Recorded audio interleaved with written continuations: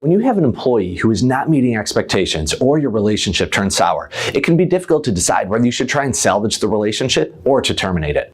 If you act impulsively and fire someone on the spot, you could put your dealership at a risk of a lawsuit, or you might be prematurely walking away from someone who has the potential to become a star performer. If you're indecisive and fail to fire a bad employee that you should have, it can destroy your culture and cost you business.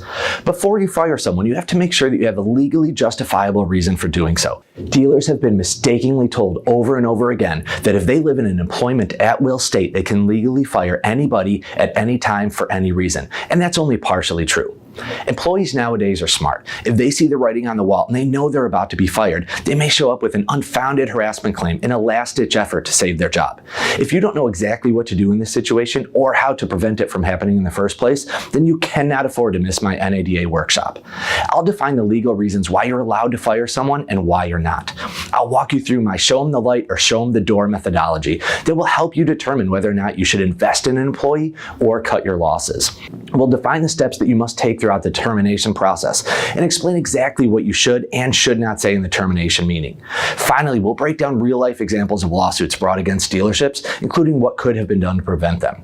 Do not put your dealership at risk. Attend my session and learn why, when, and how to fire someone while protecting your dealership.